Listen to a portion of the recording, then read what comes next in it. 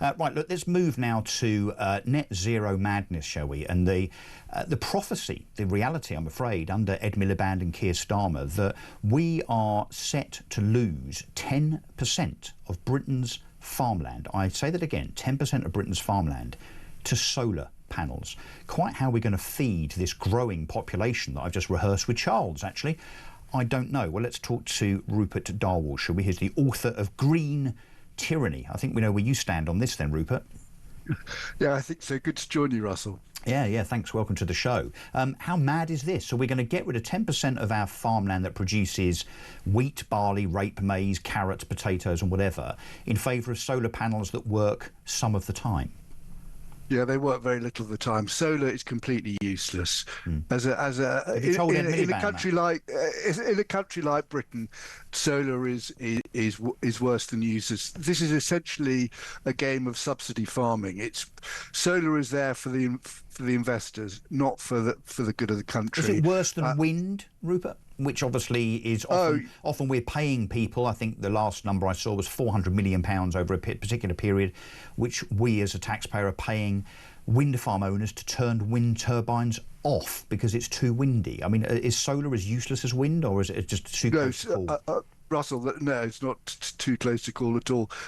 Solar is completely useless. I mean, because the peak demand for electricity in this country is shortly after sunset on a winter's evening, and of course there's no sun, so it contributes absolutely nothing to peak demand.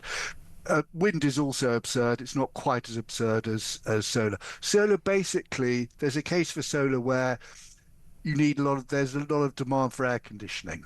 You know, we don't live. You know, climate change might make that happen, but even so, we're so far north, we don't get enough sun. This is essentially subsidy farming.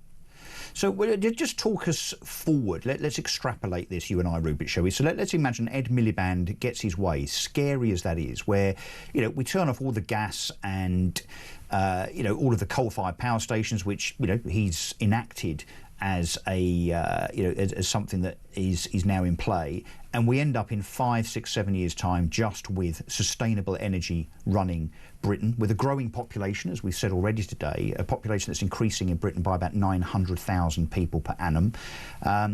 The climate stays the same. We're still going to have the same constraints in terms of dark nights in the winter and so on. Obviously, that's not changing anytime soon.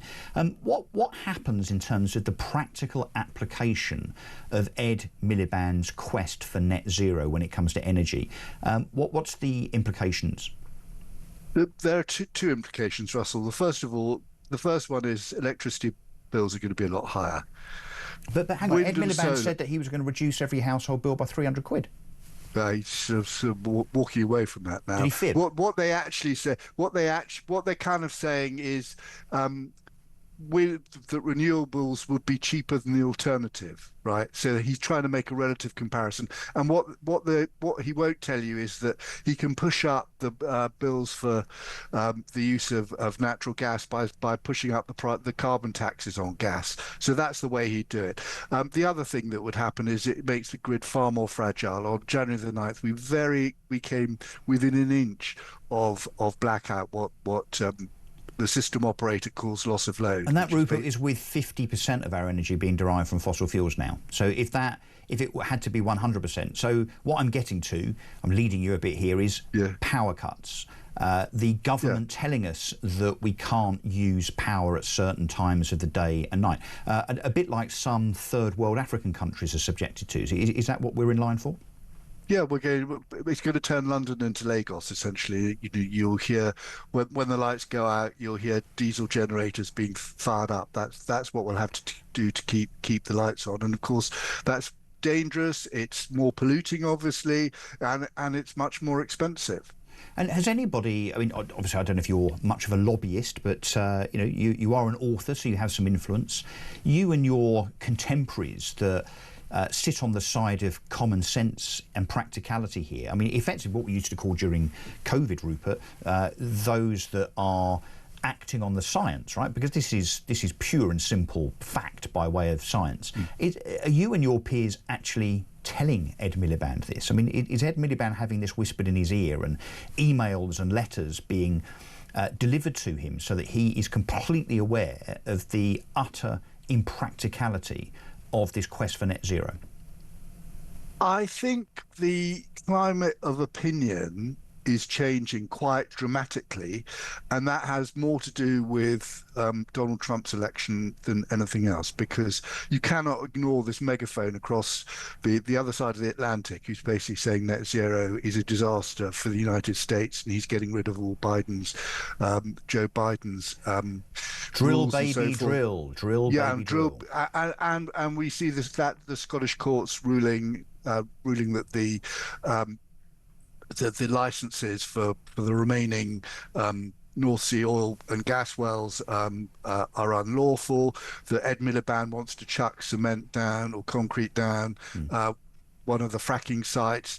I mean, it's quite clear that the divergence between what's happening in London and Washington is so great that no one can miss it. So I think, in answer to your question, I think there is a change in the climate of opinion, and it's putting him on the defensive, which actually makes him sort of, I think that's why he's coming out with some of these really kind of even more lunatic ideas and statements. I'm afraid, Rupert, he's doubling down. He is not listening, and I hear you, and I think most people are seeing what's happening the other side of the Atlantic and saying, yeah, okay, that's the tide now, that's the direction of travel in terms of a return to some common sense on this subject and many others. I'm not sure Ed Miliband and Keir Starmer are going to listen. They're going to continue with their sixth form political ideologies forevermore. Rupert Darwall, thank you very much indeed, author of Green Tyranny.